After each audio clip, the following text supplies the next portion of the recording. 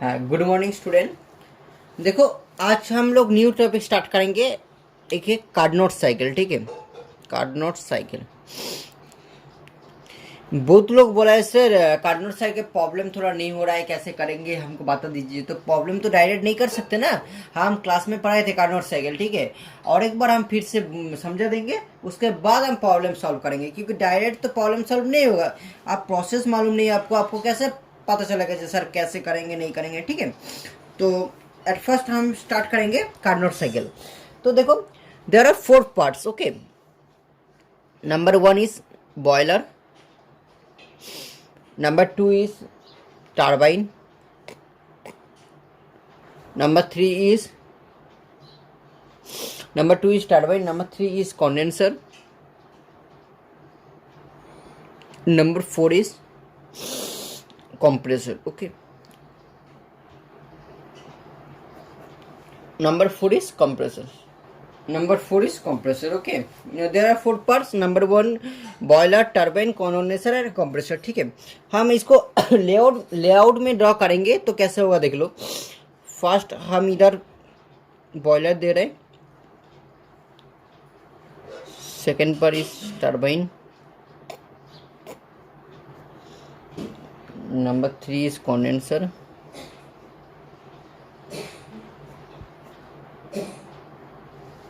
number 4 is that is called compressor.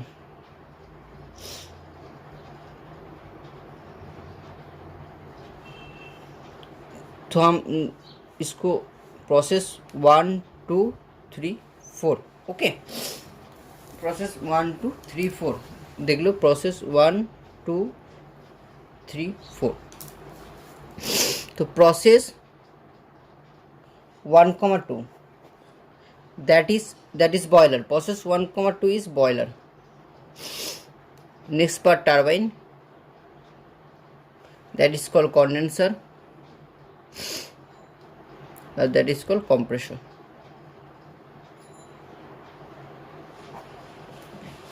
तो process 1 to 2, process 1 to 2 is boiler, that is isothermal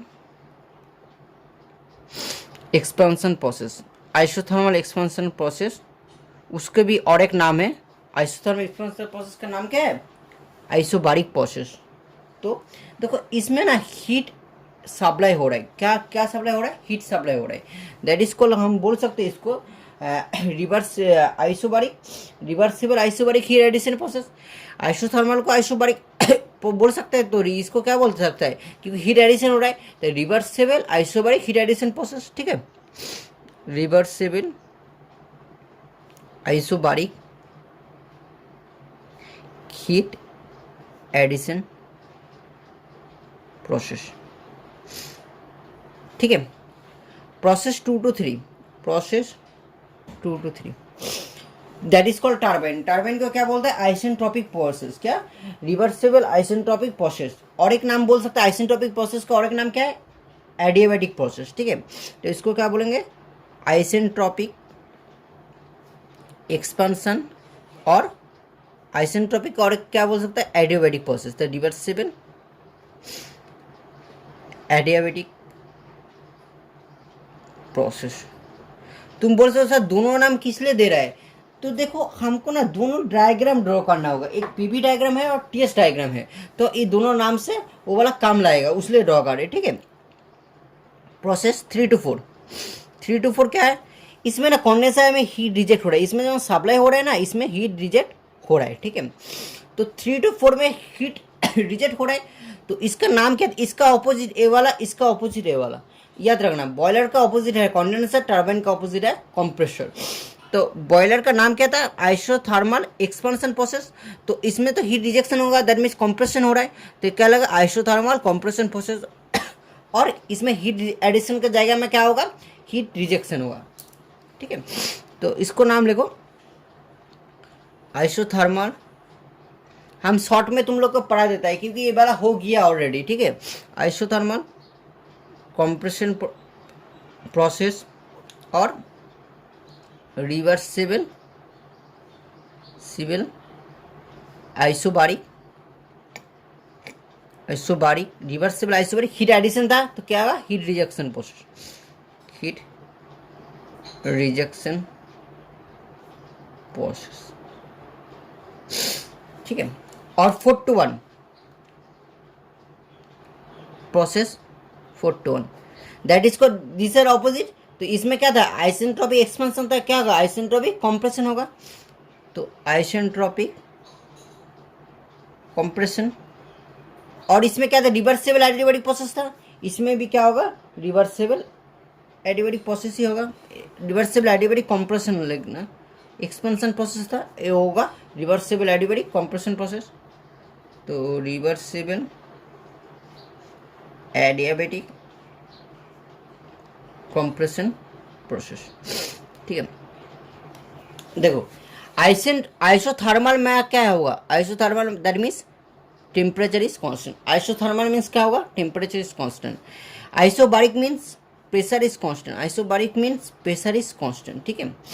isentropic means entropy is constant, isentropic means S is equal to constant, that means entropy is constant.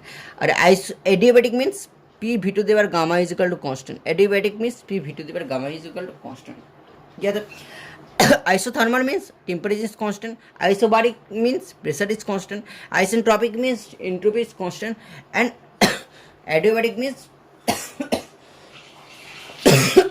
p v to the gamma is constant। तो draw कैसे करेंगे sir, दोनों diagram तो आप बोल दिए sir होगा, that is एक डायग्राम है पीवी डायग्राम, एक डायग्राम है टीएस डायग्राम, टीएस डायग्राम और पीवी डायग्राम, ठीक है। दोनों से ऐसे कर रहे हैं, ये वाला है गैसर, गैस के लिए, और ये वाला है लिक्विड के लिए, इसमें लिक्विड प्लस प्रेशर। तो टॉपिक फर्स्ट 1 to 2 क्या था, आइसोथर्मल प्रोसेस। आइसोथर्मल मीन्स की टेम्परेचर इज कांस्टेंट, तो इसमें टेम्परेचर सेम होगा, तो हम बोल सकते हैं sir 1 to 2 is temperature is constant, ये सुन लो, क्योंकि इसमें देखा है आइसोथर्मल में क्या है, isothermal process that means temperature is constant. तो और एक बात है, इसको क्या बोलते हैं, आइसोबारिक प्रोसेस, बारिक मतलब प्रेशर इज कांस्टेंट। तो पीवी डायग्राम में हम देखेंगे प्रेशर इज कांस्टेंट, तो प्रेशर में इसमें भी प्रेशर भी सेम होगा 1 to 2 का होना, that is called T1 is equal to T2, that is called pressure is equal to P1 is equal to P2, ठीक है। प्रोसेस से करेंगे, ठीक है। Diagram process 2 to 3 isentropic expansion, isentropic means entropy is constant, तो इसका जो entropy है इसका लाइन सेम होगा, ये सुन लो, इसका लाइन और इसका लाइन तो 2 और 3 में सेम होगा। और रिवर्सिबल एडियाबैटिक प्रोसेस, एडियाबैटिक मतलब है थोड़ा कार्प होगा, एडियाबैटिक मीन्स क्या है, थोड़ा कार्प होगा, तो इसमें क्या होगा, इसमें सेम होगा, इसमें थोड़ा पीवी है, वी डायग्राम में थोड़ा कार्प होगा, ओके। दैट मीन्स और फिर से इसमें 2 और 3 में सेम, तो हम बोल सकते हैं sir H2 is equal to H3, क्योंकि आइसेंट्रोपिक था, ओके। नेक्स्ट 3 to 4 क्या है, आइसोथर्मल प्रोसेस। अब आइसोथर्मल है, आइसोथर्मल मतलब है टेम्परेचर इज कांस्टेंट, तो दैट इज टेम्परेचर कांस्टेंट कर दो 3 और 4 में लिक्विड। तो 3 और 4 में टेम्परेचर इज कांस्टेंट, तो हम बोल सकते हैं sir temperature 3 is equal to 4, ठीक है। तो और एक चीज देखो, इसमें भी तो आइसेंट्रोपिक प्रोसेस है, दैट मीन्स ये वाला तो सेम होगा आइसोथर्मल प्रोसेस, तो इसमें भी 3 और 4, इसमें भी प्रेशर इज कांस्टेंट, क्योंकि आइसोबारिक है, तो प्रेशर को कांस्टेंट कर दो 3 4 to 1 आइसेंट्रोपिक कंप्रेशन, आइसेंट्रोपिक मतलब कंप्रेशन होगा, दैट मीन्स ये वाला 4 हो जाएगा, इसमें 4 नहीं होगा, इसमें 4 हो जाएगा, ये वाला नहीं होगा, क्योंकि हमको मिलाना चाहिए, हमको तो ऐड करना चाहिए ना, तो तुम पूरा दैट इज कॉल्ड, इसमें तो S1 is equal to S4 होगा, और ये थोड़ा कार्प होगा, तो इसमें क्या होगा 4 इसमें होगा, इसमें नहीं होगा, ठीक है। ड्रॉ हो गया ना डायग्राम। तो इसके बाद सर कैसे करेंगे, एफिशिएंसी कैसे निकालेंगे, तो एफिशिएंसी का फॉर्मूला क्या है बताओ, work done by heat supply, क्या था, work done by heat supply. इसके बाद बोलो वर्क डन क्या है, वर्क डन मीन्स है सर इसमें Q1 to 2 प्रोसेस है QS, और 3 to 4 QR है, तो work done is equal to हम बोल सकते हैं sir heat supplied minus heat rejected, बोल सकते हैं ना, heat supply minus heat rejected, heat supply minus heat rejected by क्या होगा, by heat supply Q R, that is Q S काट देंगे 1 minus Q R by Q S, ये तो आया ना। तो what is the value of Q S, Q S मतलब क्यू हीट इजिकल क्या है, फॉर्मूला क्या था, change in entropy into temperature, क्या था, change in entropy, change in entropy into temperature. तो change in temperature Q S कौन सा प्रोसेस में है, 1 to 2 प्रोसेस है, तो इसमें क्या होगा, एंट्रोपी चेंज होगा, एंट्रोपी मतलब S2 minus S1 final minus initial, तो हम बोल सकते हो सर S2 माइनस S1। और टेम्परेचर क्या है, टेम्परेचर T1 और T2 तो सेम है, तो कोई भी एक ले लो, T1 ले लो, ठीक है, सेम तो दोनों भी सेम है, तो कोई भी ले सकते हो, ठीक है, हो गया। और क्यू आर क्या होगा, सेम फॉर्मूला है, change in entropy into temperature, change in entropy into temperature. तो चेंज इन एंट्रोपी कहाँ पे मिलेगा, change in entropy Q R process कौन सा है, 3 to 4, तो प्रोसेस 3 S3 माइनस S4 हम बोल सकते हैं, चेंज इन एंट्रोपी मतलब S3 माइनस S4, और टेम्परेचर तो सेम है, तो T3 ढूंढ लो, S3 मतलब क्या है, S2 है, S2, और S1 मतलब क्या है, S1 है, S4 मतलब क्या है, S1 है, into T3, just put the value, put the value, तो 1 माइनस क्यू आर इजिकल क्या है, S2 minus S1 into T3, और क्यू एस इजिकल क्या है, S2 minus S1 into T1, तो काट जाएगा, फॉर्मूला क्या है, इंटू T3 माइनस T1, ये फॉर्मूला एफिशिएंसी का, ठीक है, तुम निकल सकते हो ना, ये पूरा प्रोसीड्यूर था, ठीक है, हम शॉर्ट में बोल दिया तुम लोग को ऐसे ऐसे करना होगा, ये तुम लोग एफिशिएंसी पूछेगा तो ऐसे करना, पूरा फॉर्मूला एफिशिएंसी निकालने का ये फॉर्मूला करा। तो सर क्वेश्चन आया था, जो क्वेश्चन कैसे सॉल्व करेंगे ये वाला हम डिस्कस करेंगे, ठीक है। देखो क्वेश्चन क्या है, क्वेश्चन है तुम लोग के लिए, जे कैडनोट इंजन, कैडनोट दिया हुआ है, तो कैडनोट का फॉर्मूला यूज करना, engine receive the saturated steam 35 bar and exhaust steam कत दीजिए 0.7 बार, ठीक है। तो क्या क्या निकलना होगा, क्या क्या निकलना होगा, थर्मल वर्क डन निकलना होगा, थर्मल एफिशिएंसी निकलना होगा, ठीक है। तो एट फर्स्ट तुम क्या करेंगे, एट फर्स्ट तुम्हारा काम है जो ड्रॉ द डायग्राम, तो पहले ड्रॉ द डायग्राम कर लो, draw the diagram, that is TS diagram, that is PV diagram, तुमको मालूम है यू,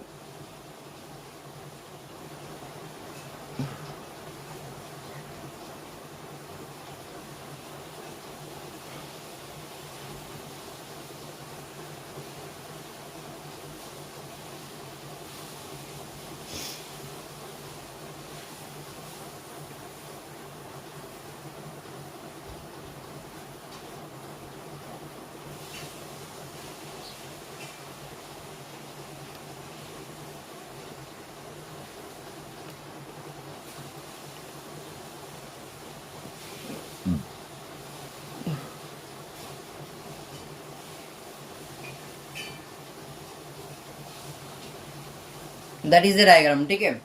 तो ऑल्सो पीयर डायग्राम, ठीक है। तो तुमको क्या दिया है, सैचुरेशन 35 बार है और 0.7 बार, दैट मीन्स तुम बोल सकते हो सर दिस बार 35 बार, क्योंकि ये ज़्यादा है, इंक्रीज हो रहा है, तो बड़ा बड़ा कौन सा होगा, 35 होगा, और छोटा कौन सा होगा, तो छोटा दैट मीन्स 0.7 बार, है ना।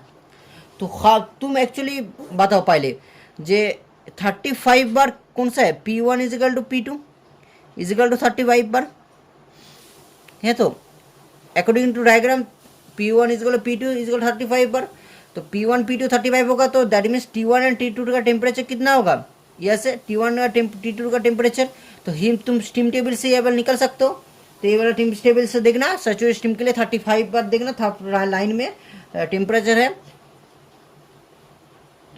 कितना, ये है तुम्हारा T1 और T2 का टेम्परेचर है 242.74 डिग्री सेंटीग्रेड, दैट इज, इसको केल्विन में कर लो, इसको केल्विन में आएगा तो 515.54 केल्विन आएगा, ठीक है, केल्विन करना।